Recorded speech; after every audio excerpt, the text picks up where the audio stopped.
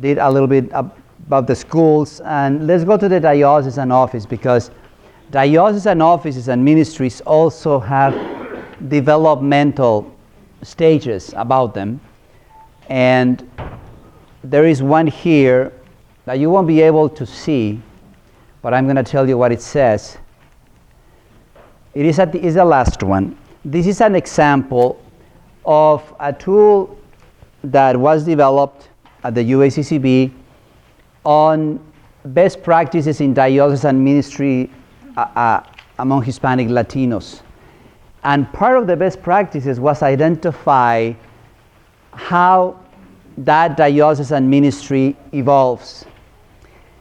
And the Hispanic ministry usually begins as an act of apostolic zeal of particular priests or sisters, or maybe a grower that has a lot of Latinos and wants them to grow in their faith. It is not something that the bishop tells someone to do. It is someone who sees the sheep and feels called to be the shepherd. Oftentimes, it is a particular priest that says, these are my people, I claim them as my own, I'm going to learn their ways so that they can be home. That's what happens a lot. Or a sister that works with social justice or with Catholic charities that insists that a parish that is flooded with Hispanics would embrace them. And that sister may be the key to that parish starting. But it is up to individuals who recognize a need, a presence, and respond. That is how Hispanic ministry began in the early 40s, and maybe that's the way it began in the Diocese of Toledo some years ago. Anybody from that time? Okay, of course you are too young for that.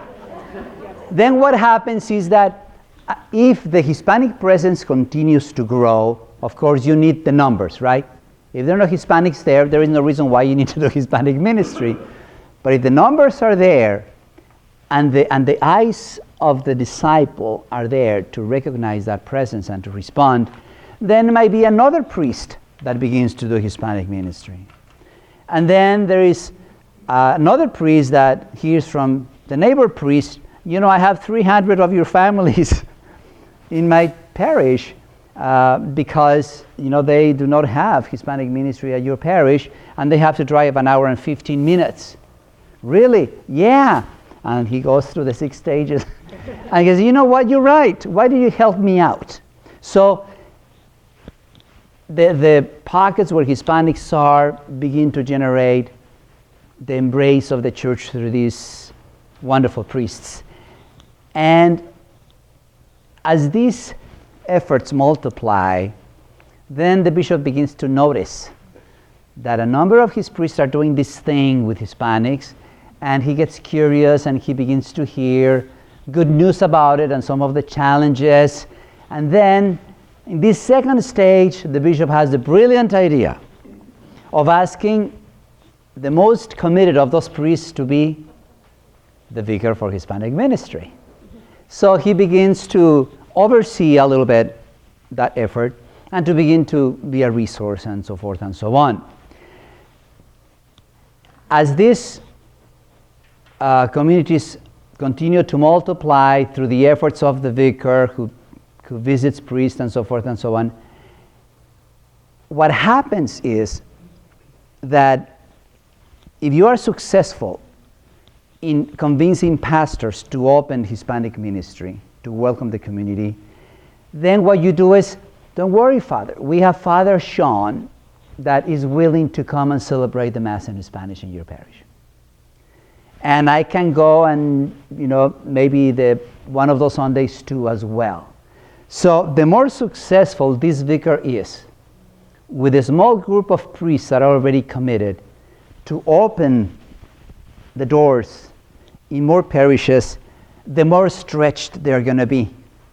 Because they can only go to so many parishes to say the Sunday liturgy in Spanish. Does this sound familiar to you? Sounds familiar? Okay. Once you begin to see that the population is continue to grow, and that you cannot stretch yourself anymore. You cannot go to another town to celebrate the Mass in Spanish because there is only one of you, and the other priests are busy. Then you begin to enter the third stage of development, which means that ministry that is a diocesan ministry, because it's done directly from where? From the vicar for Hispanic ministry, appointed by the pastor, by the bishop. The third stage of development is the parish-based stage. What does this mean? Where does church happen? In the parishes. Who is responsible for the faithful? The pastor. So this switch is, let's move Hispanic ministry from being a diocesan ministry done by a handful of priests to make it more of a parish-based ministry, so that the parish itself begins to equip the staff with intercultural competencies so that they can do Hispanic ministry. I was in that situation when I was invited to work in the Archdiocese of Portland. We had 12 parishes that were hosting Hispanic ministry. That was not even theirs, it was hosting. And we had 6 priests killing themselves every week and going up and down the length of Western Oregon. And the Archbishop wanted to make Hispanic ministry a parish-based ministry. And that was my job. And so the Archbishop gathered his priests and said, if you have enough Hispanics within your boundaries, please find a way of responding. And I have hired Alejandro to help you with it. And I am asking you, what do you need from me so that you can be able to do your ministry? And that's how the plan for Hispanic ministry started. And of course, I didn't have the authority to tell the pastors to do it. Only the bishop had that authority. But I was hired to be there to support the pastors, to be a resource to the pastors.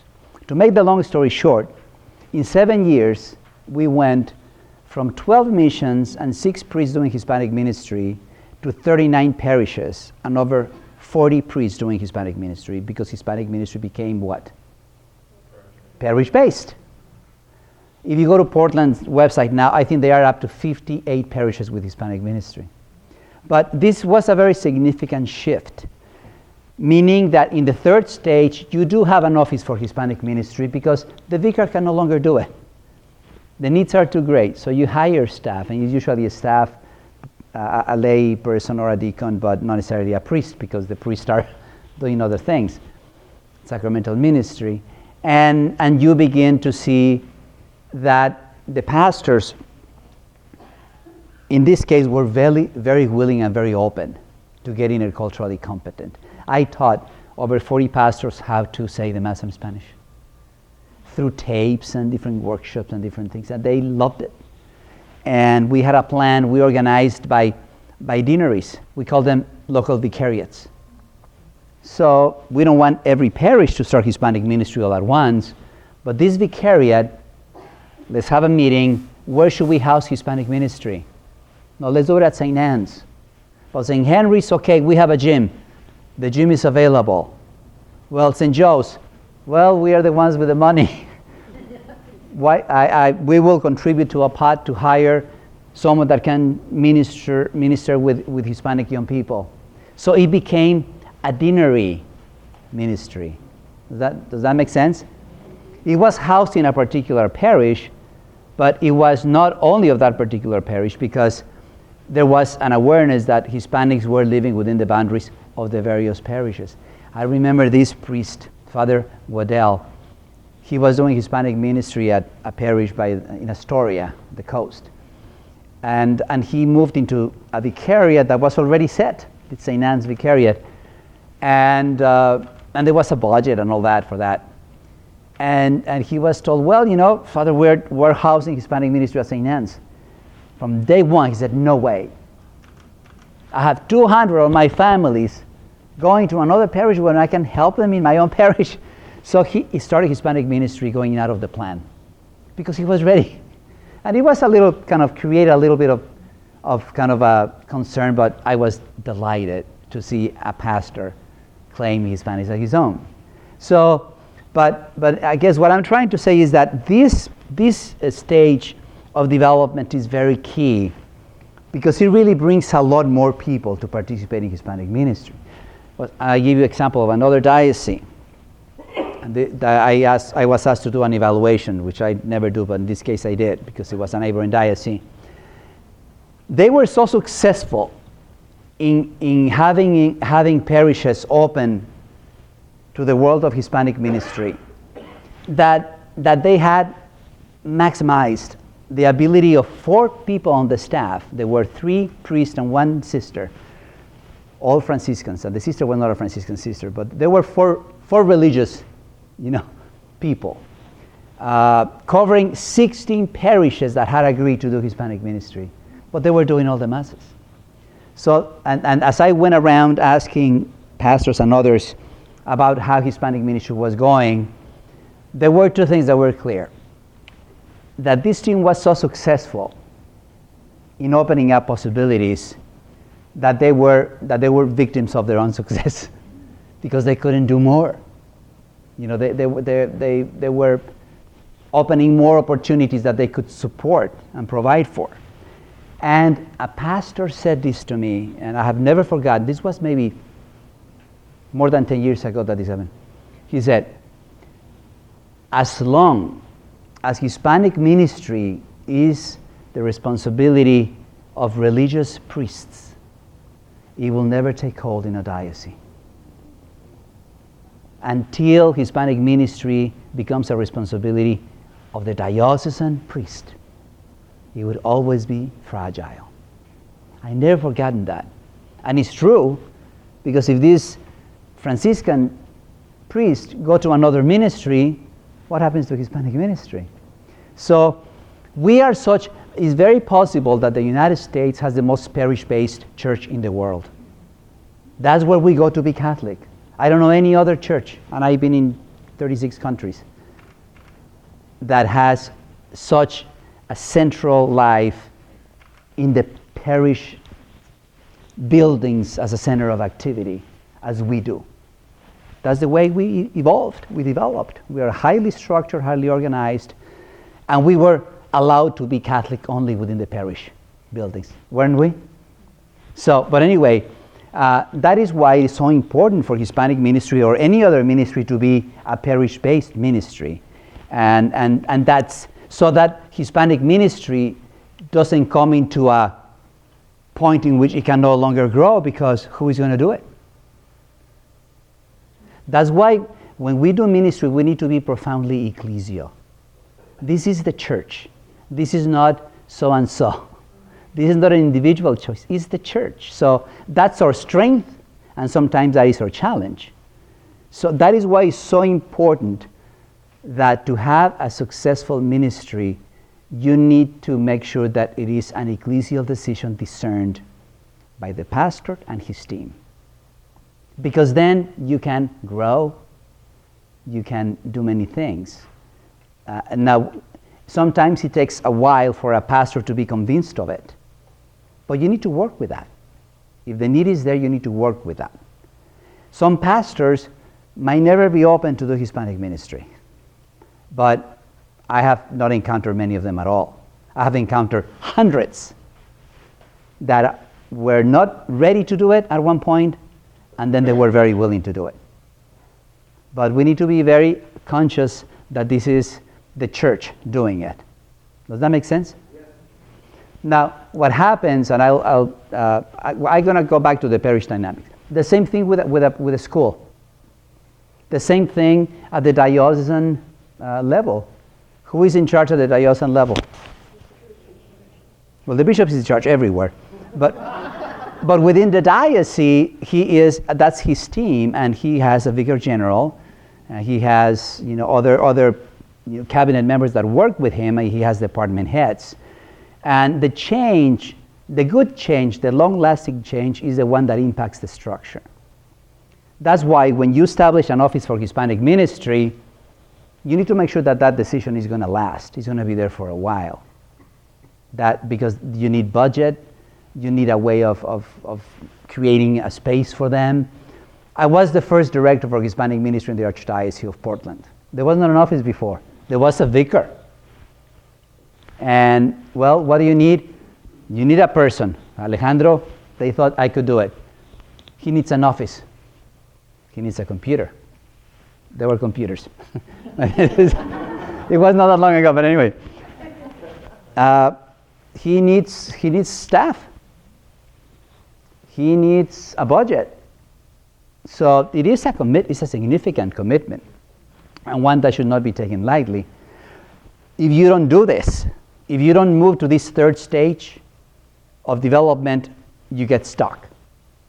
And you will have Hispanic ministry done only by a few priests that willingly have done it, and it will never grow. I don't think you're there. I think that you are. I think you have a good pace to your development. You have, for instance, you have an office for Hispanic ministry, right? You have some other Hispanics and staff.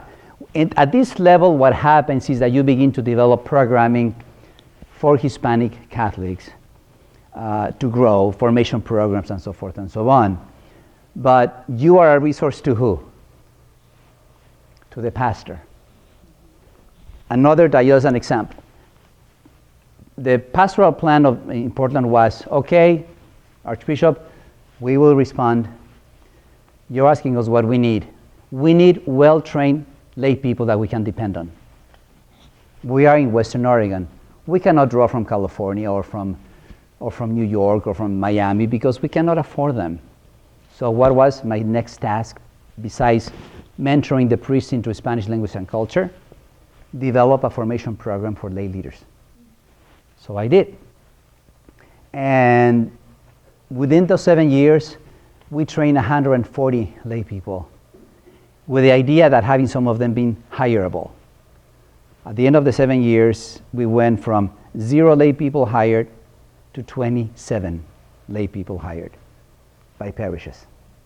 Because the pastors need to do it, but they don't have to do it alone. And they told us, I can say the Mass, I can learn to say the Mass in Spanish, that's my ministry, but I cannot organize a community. I cannot relate to them at other levels. I need someone that can work with me. And that's how the lay ministry appeared. And I was very smart about it.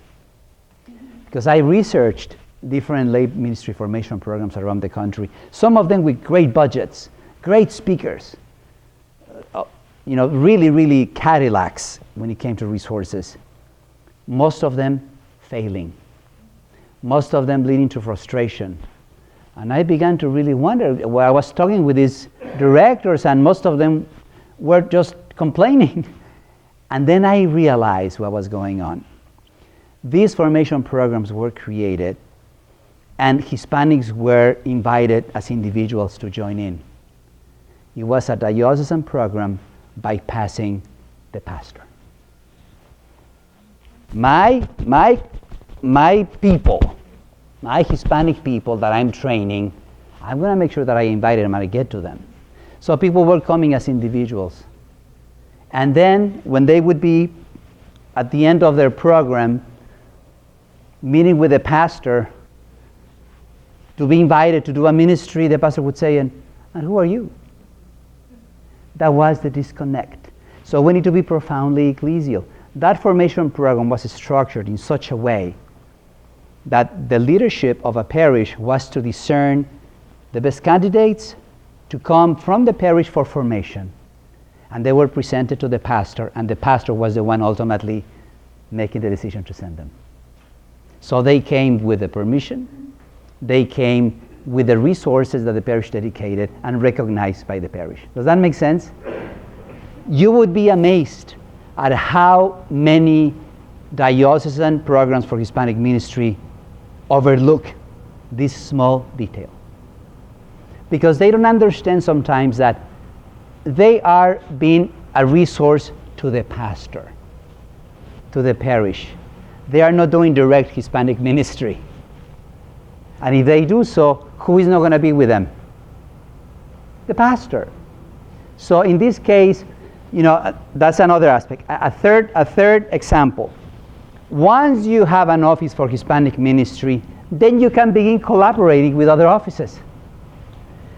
How do you collaborate with other offices? And the way to do it is, I think, and the pastoral plan for Hispanic ministry says it, you need to recognize who is responsible for what. If there is an office for youth ministry, and this was the case in Portland, but it's the case in most places, the director for youth ministry knows very little about Hispanics, how to work with them, their culture, their reality, is bewildered by the fact that they don't show up just simply because it's youth ministry. So I recognize that that's your gift. That is your ministry. I'm going to be a resource and an advocate to you regarding Hispanic ministry, regarding ministry with young people. But I'm going to expect you and respect your position as the one responsible for ministering with young people. Does that make sense? So you need to develop a relationship with various ministries. And I'm going to talk about USCCB. I began 8 years ago fostering the youth ministry relationship. And we're in a very good space. Then I moved into marriage and family life ministry. And we are collaborating. Recently I moved into vocations. Because unfortunately there is only one of me at the USCCB. But a lot of my peers are now much better equipped to serve Hispanic Catholics in their own capacity. This BICM training was mandated by the General Secretariat of the USCCB for all employees of USCCB, including senior staff, which was, kind of a recognition of our own gift. Does that make sense? So, and I think that you might be somewhere in here as a diocese, transitioning between 2 and 3. Would that be accurate? That is, we have around 3,000 Hispanic Catholic priests in ministry in the United States. 83% are foreign-born. Why is it that the church in the United States has not been able to generate native vocations, Hispanic native vocations? I don't know the entire answer, but I can give you 2 or 3 pointers. One of them is that Hispanic ministry is relatively new in the United States. It really started in full force in the early 70s. Before that, it was not exercised. Hispanics were just, if they want to fit. So it really is an early 70s that it gets going. More informed. So we are just beginning to have the first generations of Hispanic Latino Catholics who have a positive, solid experience of parish life. Without that experience, why would they think of giving their children to the church? That's one point of reference. A second point of reference that I think has to do with it. Most Hispanic ministry takes place in the context of shared parishes. And in most of them, the priest is not a Hispanic priest. And when there is a Hispanic priest present, is not a pastor. Or maybe goes from one parish to the next, helping out with the Mass in Spanish. The modeling, the role modeling, is you see a priest and you want to be a priest. Has not happened in our communities because we just don't have the men that could inspire that ministry. And quite frankly, a lot of Hispanic priests that are in the United States are frustrated. And we will say later on why. Because they are not necessarily welcomed by their pastors. They don't know how to deal with them. They just don't know.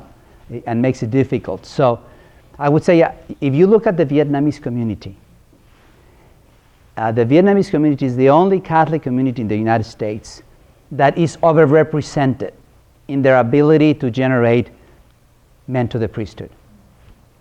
They give more priests in percentage-wise than they represent in the church in the United States.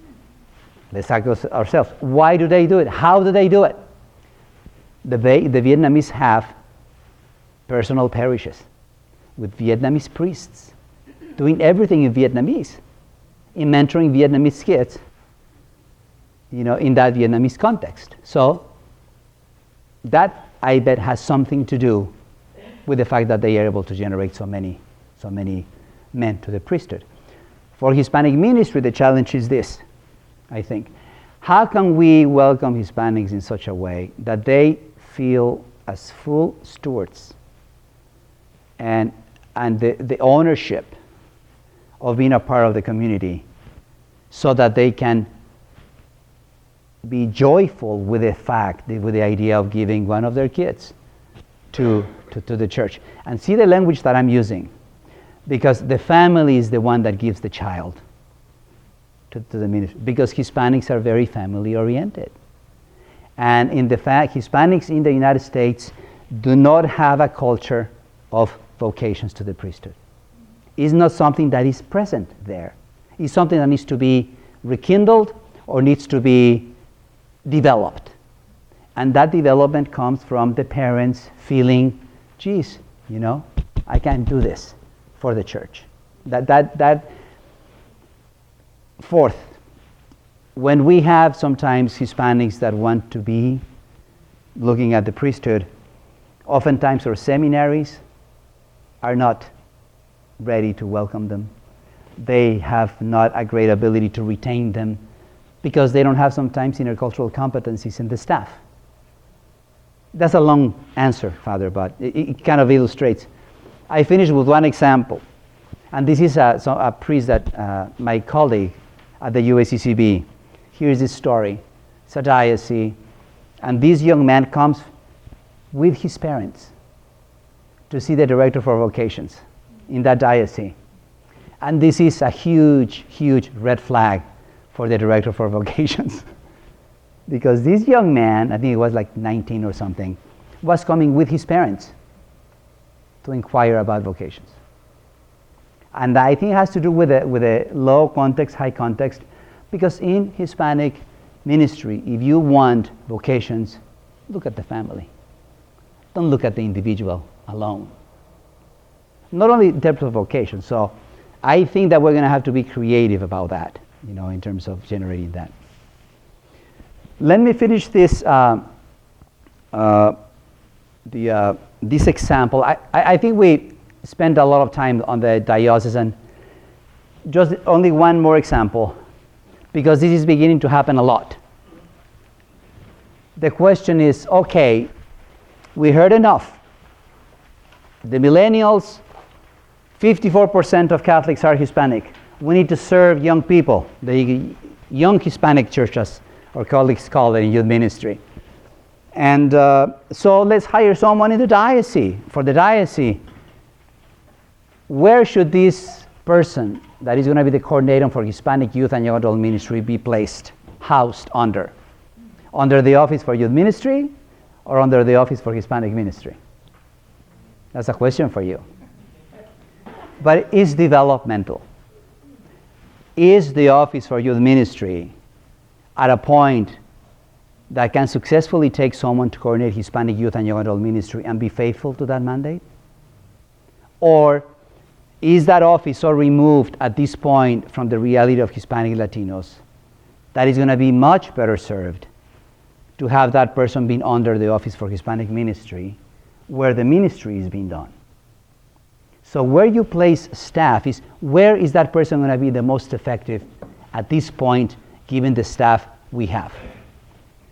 And it happened a lot, not anymore, but I'm sure it happens to some degree even now. But 8 years ago, we had a huge push for ministry with Hispanic youth and young adults, and a number of dioceses hired coordinators, and a number of them placed them under youth ministry, and they failed, most of them. Why? Because I am the director for youth ministry. I don't know the Hispanic community. I don't know the young people. I don't know their needs. So you were the hiree. I was drawing you to help me do my ministry my way, because it's my job, leaving you less and less opportunity for you to develop ministry with Hispanic youth and young adults. And the tension began, and the disagreement began. A number of those dioceses, what they did is they transferred the person to the Office for Hispanic Ministry, where they could function better. In other places, this person quit. In other places, this person moved on. But it was a mismatch. So I think it's important to read, where are your offices? Do you have the intercultural competencies and the conviction and the conversion to be faithful to the position that this new person holds? Does that make sense? So I think it's a matter of reading your situation. But let's move into some of the content so that we advance. Intercultural competency has to do with, it's simple, the capacity to communicate, work, and relate across cultural boundaries. Put it simply, that's what it is. You are interculturally competent to the degree that you can do these three things. This is already adapted. When we were learning the best practices, it only said communicate and work. It didn't say relate. But the Asian Pacific Islander community and the Hispanic community say, as we adapt this, we need to put relate, because it's not only about work and communication, it's about relationships. And that has gone well. And we use the three-legged stool, which is, again, a way of expressing this from is not our bright idea. It's coming from the world of intercultural competencies. And we already talked about this during the exercise. The three legs to provide solid support have to do with attitudes, with knowledge, and with skills. Those are the three areas of intercultural competency. Attitudes understood as respect for others, valuing others' cultures, openness, withholding judgment, which is so easy of these people. It's just, and we do it to each other. It's not only one way. We do it to each other all the time. So withholding judgment, having a sense of curiosity and discovery, tolerating ambiguity is essential. The exercise that you did this morning demanded for you an attitude. By the time I invited you to do the exercise, I knew that this group was ready and will not resist doing the exercise, because I read the group. I got your vibe. You were ready. You came open already. So I think you had a wonderful time because of your openness. So that was exercise. And somebody mentioned, the interest, the openness. I want to know who this person is. The knowledge has to do with understanding your own culture first. It's not necessarily beginning with understanding of somebody else's culture. You need to understand your own. As we do this training, very consistently we hear, so do we white people have culture? What about our own culture? Everybody's claiming their own culture. What about our culture? And the answer is, of course you have a culture. But you need to become aware of it. You need to become a student of your own culture so that you can communicate from a deeper level with people from other culture at that deeper level as well. And that is one of the successes of BICM. That is not expecting only some people to become interculturally competent, but everybody becoming interculturally competent. The skills have to do with listening, observing, evaluating, analyzing, interpreting, relating. Speaking another language is another skill. Getting to know the communities is very, very important, so that you can work with, you can have the same reality being read differently from two camps, and you feel okay. I'm going to give you an example. We had a march for immigration reform in Washington, D.C. March 10th, this past year. Who was there? No, it was April 10th. Any of you went? Okay. It's a huge march. And Hispanics love marching. So if it is a march or a pilgrimage, you'll have Hispanics participating. If you have a lobby day, I don't know. But if you make it a pilgrimage to the Capitol, they'll go. So it depends on how you package it.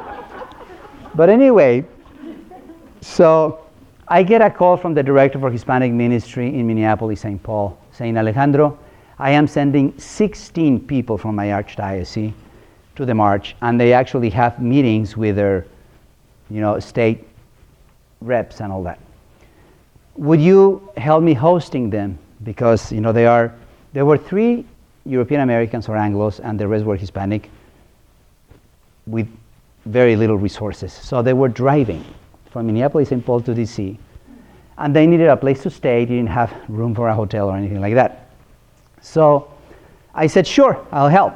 So what I did is I opened my home and I invited the parishioners that participate in the Just Faith program at St. Camilo's. Do you know Just Faith? It's a Catholic social teaching curriculum that leads to practice and so forth and so on.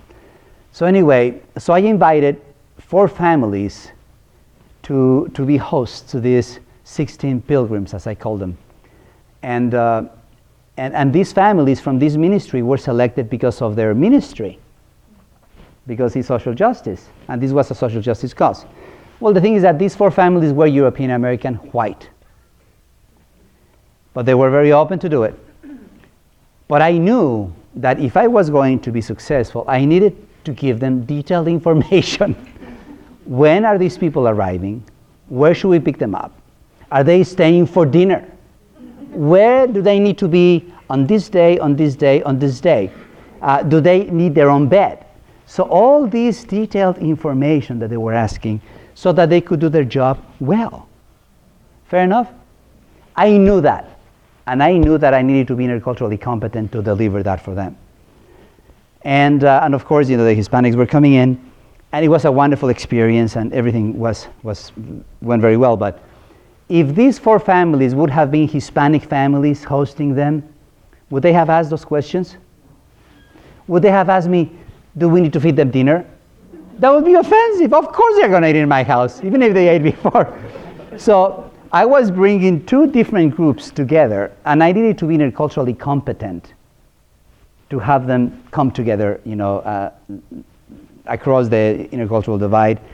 And I make sure when I made the groups that there was a bilingual person in each one of the groups, so that communication could take place. But this is just as simple. I was expecting people to be open, the sensitivity of culture, the knowledge of the U.S. culture, what the European American expectation would be in general, what the Hispanics would expect, and I was able to have the skills to be able to work that out. Does that make sense? I'm going to be asking you at your table to do an exercise and before the break. And the exercise, because of the numbers and because of the time, is going to be limited to 1 person. And 1 person is going to share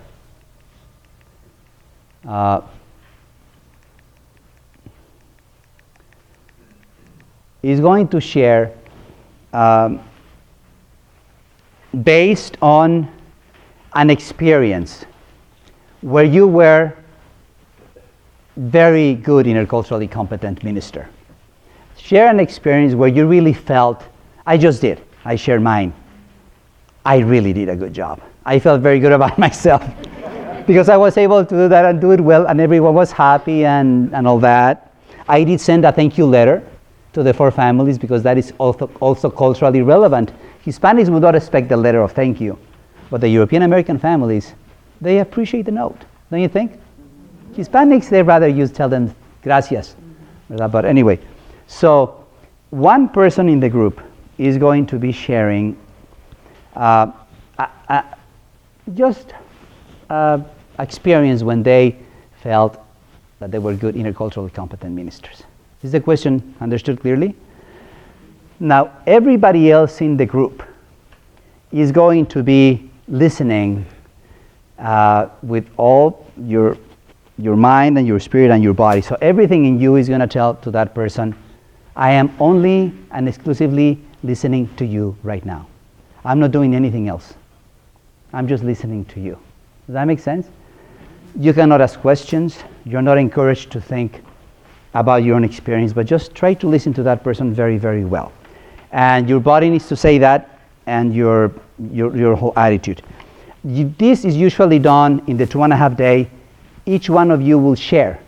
But of course, if we do that, we're going to take half an hour over time, and I don't know that would be the best thing. You can do the exercise your own later, but does that feel comfortable? So the body languages that you are looking in, and of course you are not doing anything, but just listening to that person. Now, who is that person going to be? I've never done this before. So I am thinking that, because this is called the mutual invitational method. So it's really people are invited by name. So what I'm going to do is just trust the method. And it works like this. I would be asking the person whose birthday is closest to today. For example, in this table, who is closest to today, birthday-wise? Is it you? No, I'm going to February 2nd. February 2nd? The people here. October? March? Oh, here we go. Okay, Charlotte, it's going to be you. March 47th. March 47th. See, but this is the role. This is the role. What she's going to do is she's going to invite someone by name to share. Okay. No, wait. The method reads that if you invite me, I can say thank you, and then I share. Or I can say thank you, but I pass. That is perfectly okay. But then I have to invite someone else by name. So I would go and invite someone else, and hopefully someone around the table will be willing to share an experience when they were very good interculturally competent ministers. Does that make sense? Okay, go for it. Is everyone done? Excellent. How did it go? Everybody had someone sharing? The method works. You know, when we do the 2.5 day, this is an exercise that everybody is able to invite and be invited, and the sharing is usually very profound, and it really shows how wonderful and comforting it is to really be listened to. The experience we hear over and over again is how little listening we do well in our ministry. We are trained to talk, but we are not as necessarily skilled or aware that maybe the most important thing we need to do is to listen, because listening to others help us better discern how to respond. We are too eager to provide the response, and if we don't listen deeply, it's a low percentage shot. If we listen deeply to what people are saying, we might end up coming up with new bright ideas ourselves. Has that happened to you? So the importance of listening is very important in intercultural competency, especially if people are speaking another language. It is one of the challenges dealing with cultures, especially in parish council meetings and things like that, is that for some cultures, the polite thing to do is not to take the initiative. If people are not invited by name, they're not going to open their mouths. So you really need to be aware when you are engaged at a table with people from other cultures to invite by name. Otherwise, what would happen is that people will show up and they might leave without opening their mouths at all. It's like if they were not there. Has that happened to you before? This method of being intentional about inviting breaks away from that bad habit. Because what you don't want when people are volunteering in your school or your parish or any ministry is to leave with a sense that they were not really there. That's the one thing you want to avoid at all costs. Well, you know, you need to find ways of empowering the kids that are feeling very awkward in that environment, because especially they are the only Hispanic or the only Black. And they are very insecure about things because this is not their comfort group. So you need to be able to find ways of making them feel welcome. And I think that you can use many different things, but one of them would be to actually engage in these small groups, you know. if you were to have an opportunity for people to get to know one another one-on-one, that could be a good thing. You could also say, well, let's explore our backgrounds, where we come from. So people would be able to tell a little bit about their German background or the Irish background, and now the Hispanic might feel comfortable talking about his Mexican background, because everybody's sharing on their backgrounds. But if I am the only one with a background, what I want to see is not being seen, you know. Something else that is also very good is to acknowledge that kid's presence just by using Spanish. For example, saying to the group, "Buenos días." And then just by saying that as a teacher, just think of this. You might be the only other adult outside of his family and people like his parents that is validating the language of your culture, of your family. Buenos días. Just with that, he feels in. And he might, or she, whatever the teacher is, maybe teach a couple of words here and there to the group. All those little details are very important. But, you know, does that help?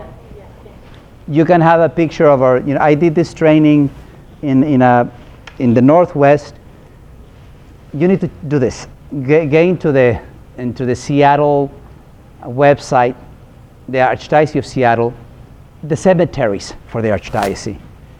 You know, the director of the cemeteries was there and was concerned about Hispanics were not bringing their dead to the Catholic cemeteries. And he went to some of these trainings, and the next year when I saw him, he had completely revolutionized the way he was presenting the cemeteries to the Hispanic community, and it was a very successful. And the things that he changed were so small apparently, but so important.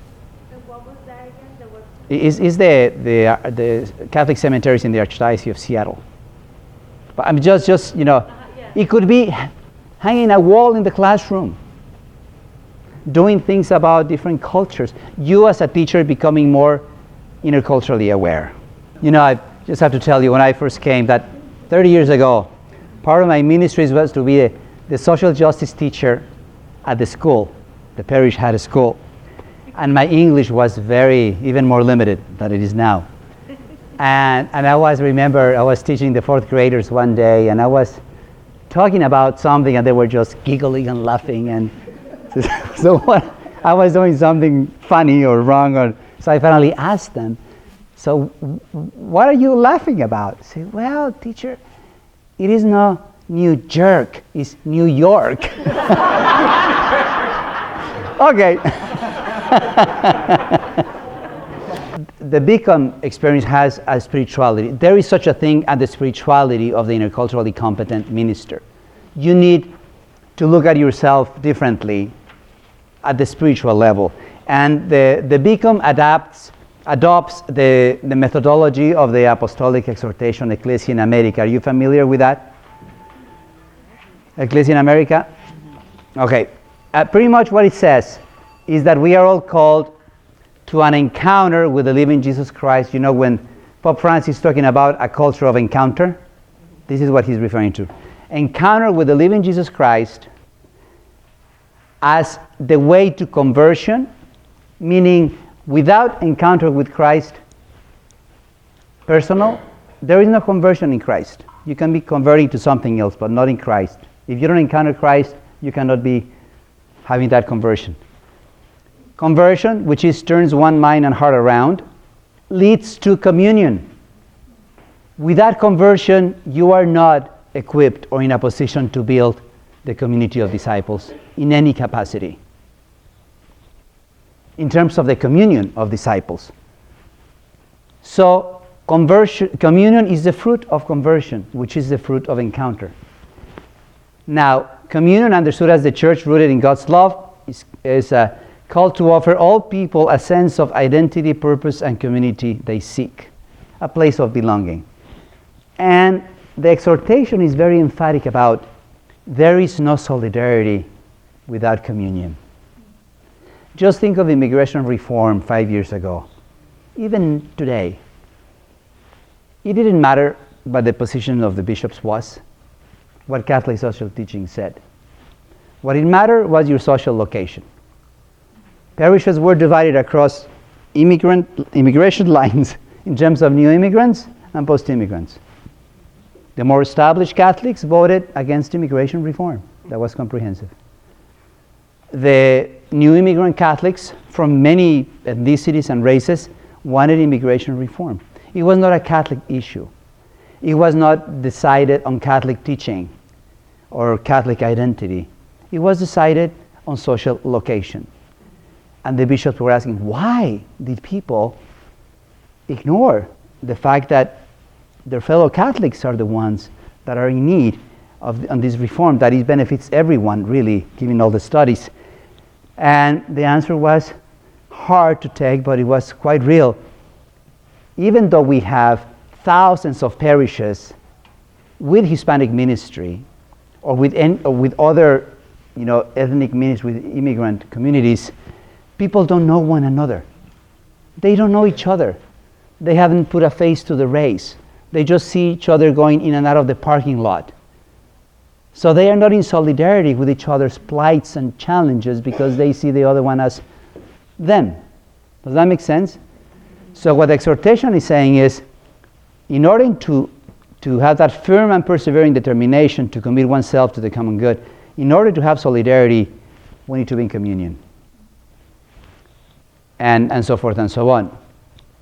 This is a dynamic process, of course, it never ends. So we move from encounter, conversion, community, solidarity, and mission.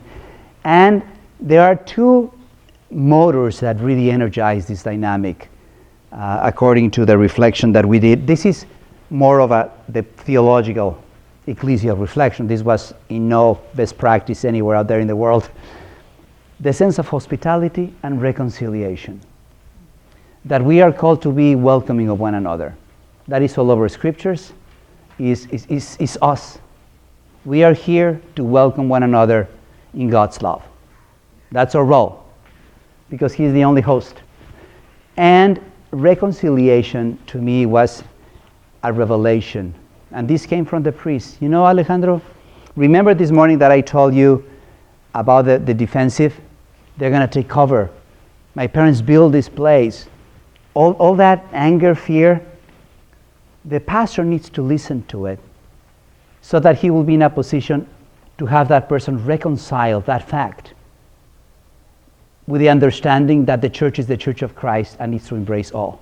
Does that make sense? But the pastor needs to be able to listen to that so that he would be doing a ministry of reconciliation, because as he goes to the other mass in the other language, he will listen to the plight of the immigrant, their sufferings, how they feel excluded, alone, isolated, how their parents were deported and they have no home. And the pastor and his team needs to listen to those voices and to help them reconcile that reality with their faith. So we are constantly on a ministry of reconciliation of very difficult realities, especially when we have such different people.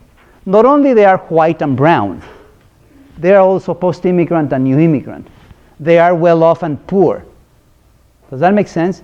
How to reconcile such different worlds?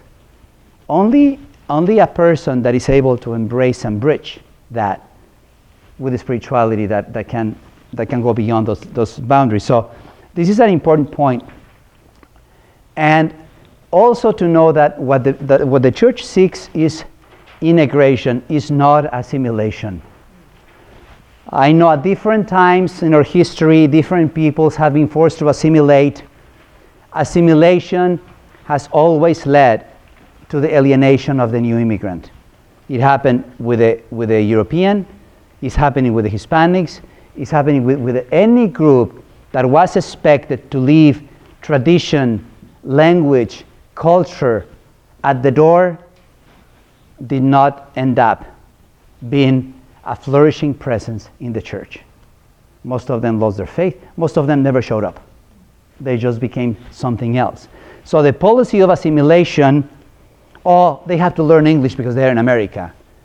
That translates to, they will never set a foot here. they will not get a chance of strengthening their Catholic identity in this parish. So that the assimilation expectation is the farthest thing away from the mission of the church, and has been, throughout history. So integration is what is sought.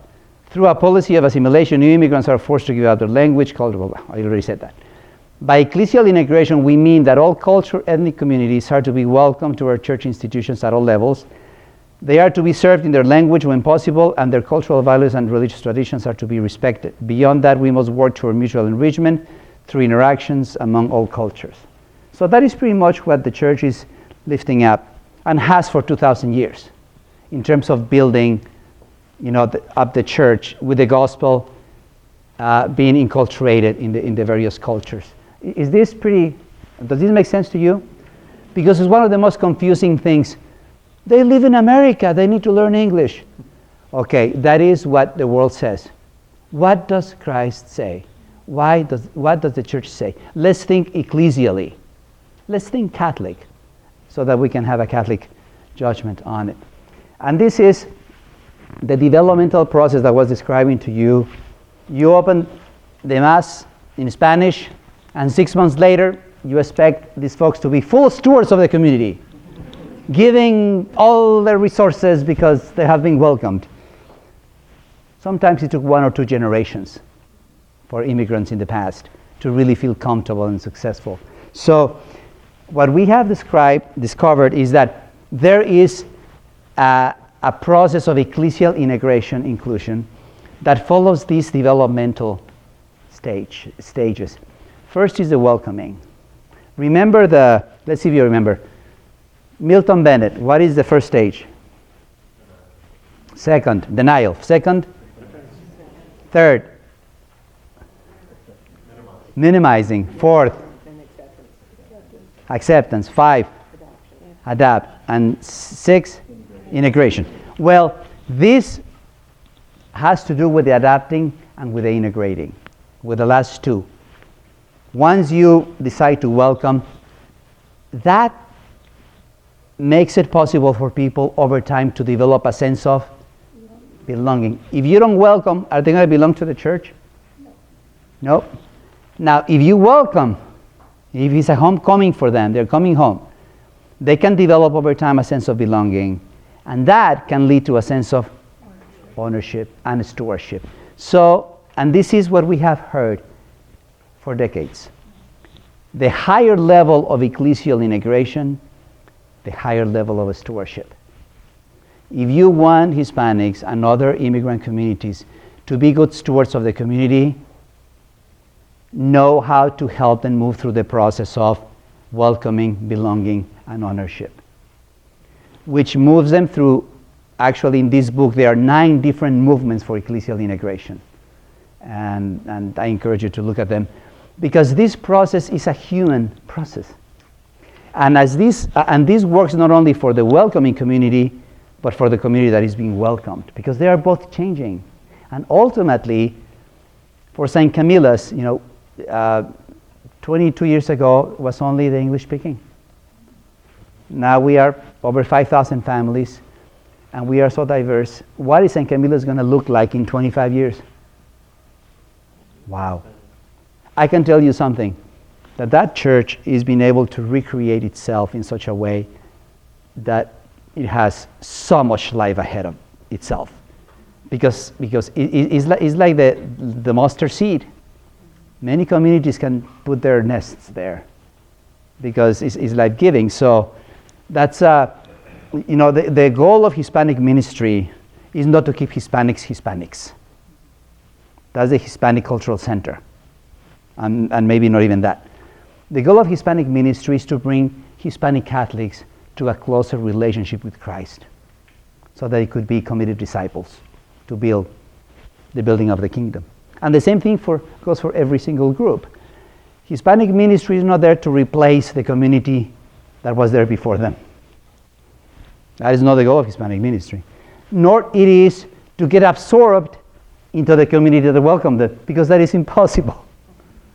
Because we are different people from different cultures, and that is a gift. So the future of your parishes that are shared happens usually at the intersection of these two communities. What these communities are bringing together, moving from the us, them, to the we. To the degree that you can build that we, you are building a community that is inclusive of both. Does that make sense? So, and that is a developmental process. So that what you have here is the welcoming is more directly connected with conversion and encounter, the sense of belong with communion, and the sense of ownership with solidarity and mission. So, referred to is that, just to move, because the challenge for the new immigrants is to go from newcomers to full stewards, from newcomers to ownership. So the welcoming needs to be I'm welcoming you today, but tomorrow, this is our parish. How do we know that we have arrived there? Because Hispanics are seated at the table where decisions are made. They belong to the parish council. They belong to the financial council. There are Hispanics on parish staff. They have a key. They have a key to all the doors, yes. Even to the new gym. Yes. And this resource tells you that there are three crises in this path. There are three crises. The first crisis is the Father, you're going to divide the church. That's the first crisis. When the priest finally says, we need to adapt, we need to establish a Sunday liturgy in Spanish. Father, if you have that Spanish Mass, you are dividing the parish. That's a real fear. What is the answer? Well, that's an answer, but it's not a catechetical answer. The answer is this. The parish could not be more divided because we have Catholics in and Catholics out, because the parish is what? Is the territory. This is the key. The parish is the territory, and we have plenty of baptized Catholics that have not been gathered. And we know that the only way we can gather them is by doing this. We're not dividing the parish.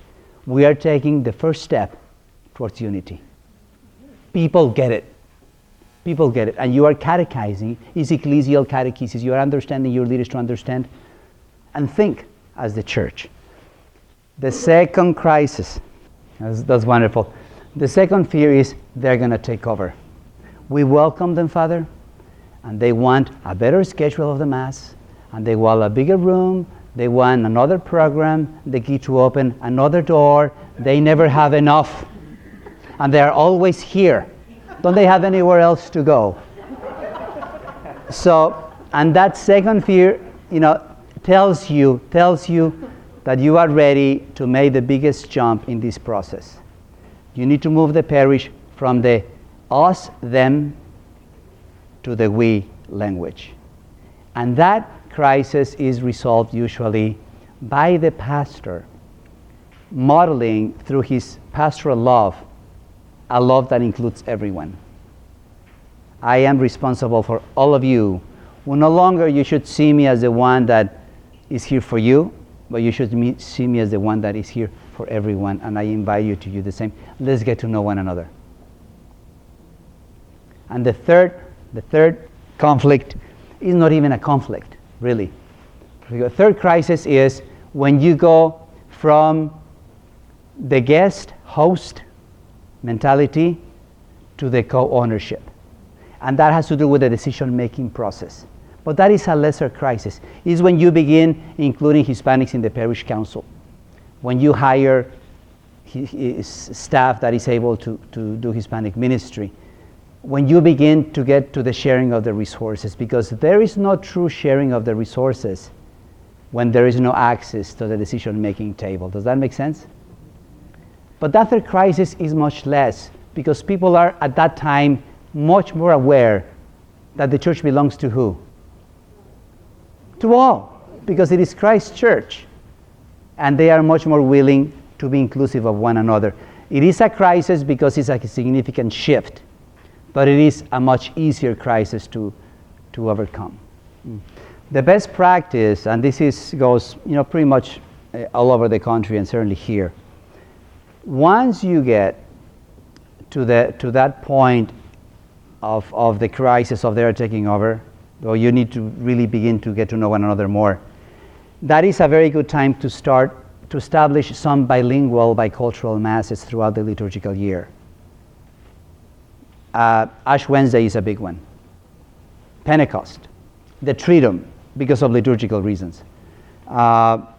Christmas, Thanksgiving, for you, or Lady Guadalupe, because it's so Mexican. The patron saint feast. All those are opportunities in which it's very good for the entire parish community to come together during the liturgical year. That's the best practice. In St. Camilo's, we have all those. Actually, the Triduum is trilingual because we do it French, English, and Spanish, and it's incredible. But what is it that you don't do? You do not eliminate the Mass in Spanish to do the bilingual one, or the Mass in English to do the bilingual. You don't do the English or the Spanish either. You do the bilingual. Does that make sense? So you are creating. You are not creating the bilingual opportunities at the expense of one or another community. Does that make sense? That is what the practice is. Now, a very misguided temptation is, okay, well, let's start Hispanic ministry. Let's have a bilingual Mass.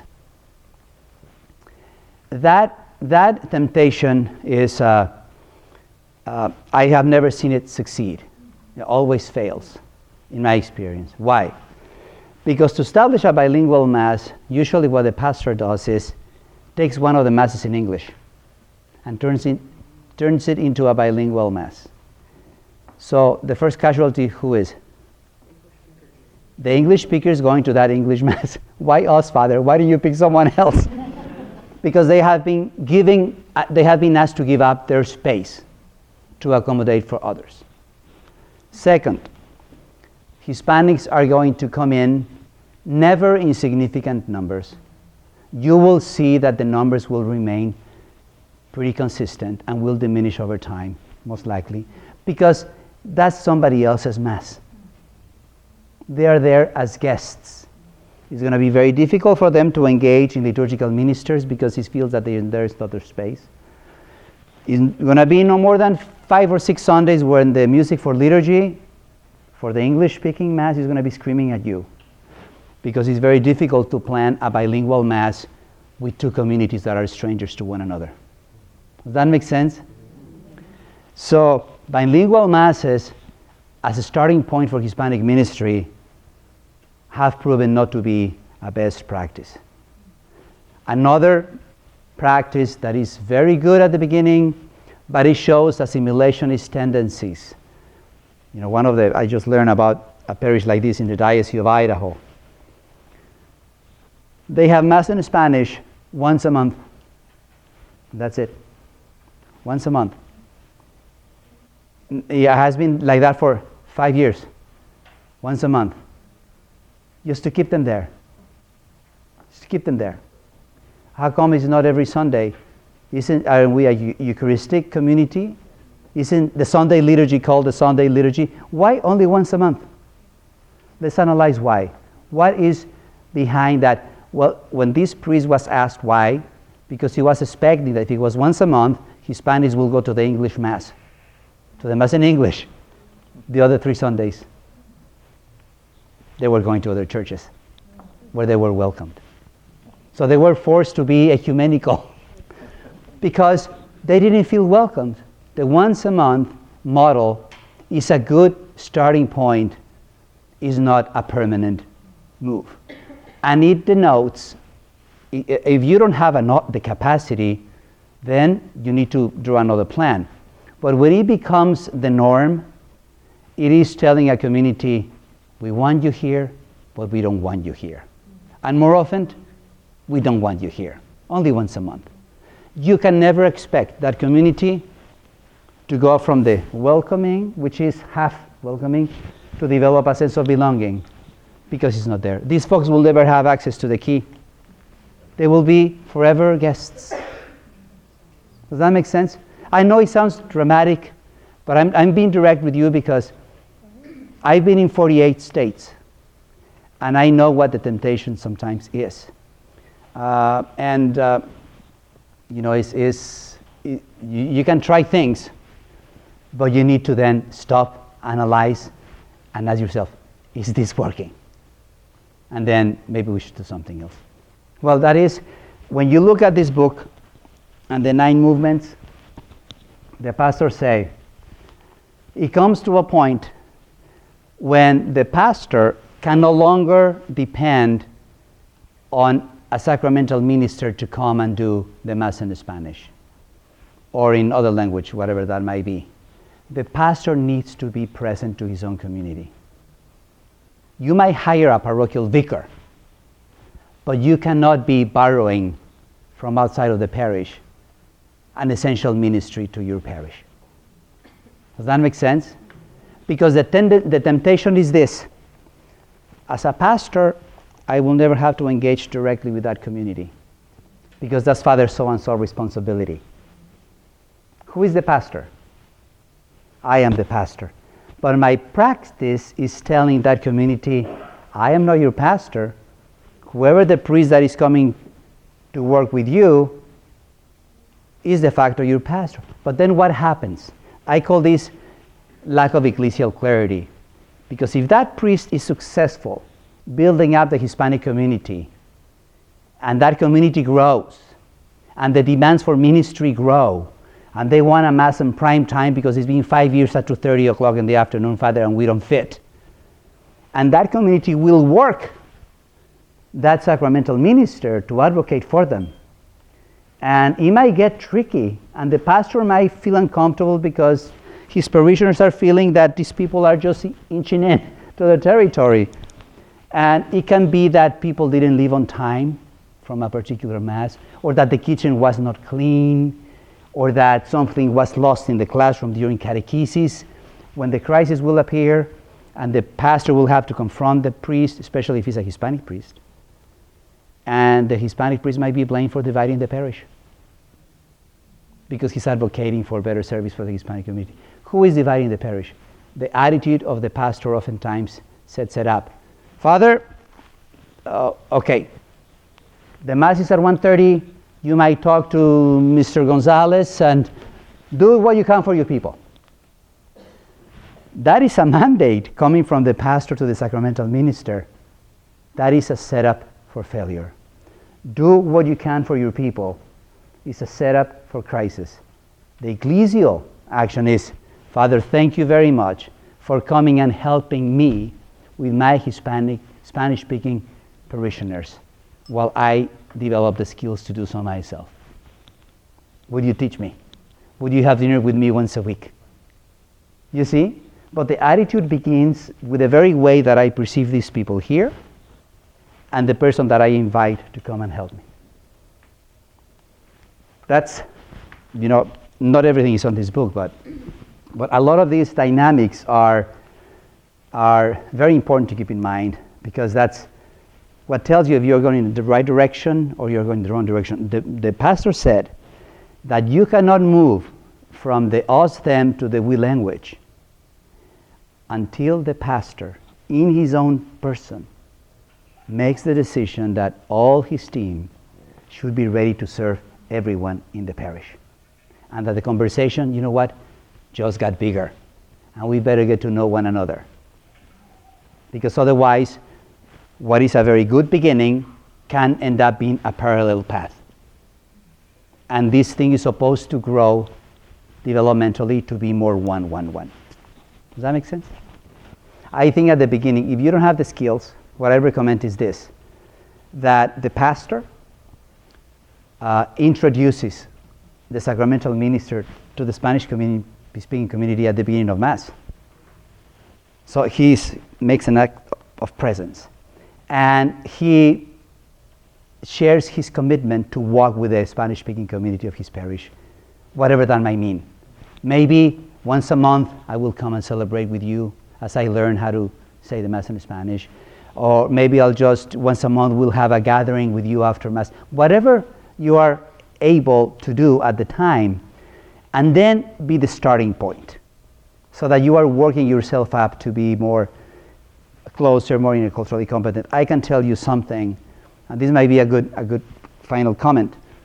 The language is less important than the affection people feel from you. If people feel that Father loves them, they don't care about your horrible accent. They just know that you love them, and that is self-evident to them, and that is, I have seen that happening for 3 decades. And another one, not because you are a Hispanic priest who speaks Spanish means that you are a good pastor to the Hispanics. Not by being a Hispanic or speaking Spanish, that is a guarantee that you will be a successful pastor with your own people. I remember in Portland, there was this community, we need a Mexican priest. We need a Mexican priest. Alejandro Guerrero's a Mexican priest. Well, finally, this priest was visiting with a family and got to know the vicar for Hispanic ministry and so forth, and he ended up being invited to work in the diocese, and not even 6 months later, I got the call, Alejandro, take the Mexican priest away. because this priest didn't know how to work with parish councils. He was not inclusive of the level of sophistication that the Hispanic ministry team had reached, and they were having a hard time with him. He was an older guy. He was a good guy, but he was not a good match. So, but that tells you, being from a particular culture does not make you necessarily a loving, competent pastor. I think that people that are missionary, that develop intercultural competencies, are ones that maybe have that spirituality in them anyway. Does that make sense? So, but I think that a pastor should say, I'm going to do this. I know my weaknesses, my strengths. This is my personality. I've heard from, I'm not the hugging type, Alejandro. I cannot go to the charismatic mass. I am not like that. I say, Father, and you don't have to be. Just be yourself. You're a very loving person without being very effusive. You don't have to change your personality, but just being present, engaging, I think that makes a world of difference. And when people seek growth, you don't want to get stuck. And year after year doing the same thing, expecting somehow to get different results. It ain't going to happen. If you want different results, you need to try different things. And again, I'm not saying that, I'm not being clericalistic here. I'm not being clerical. I'm not saying that the pastor and the priest is the center and the key to every one of our problems. I think that the pastor is the one that triggers, by virtue of his office, the possibilities for the staff to understand better their ecclesial ministries. And sometimes it is the staff that can help a pastor get to that point. The pastor doesn't have all the answers, but we need to walk with our pastor because he's the pastor, not us. And we need to reconcile that too. Or if there is an administrator, of course. Well, it's been a wonderful pleasure to being with you.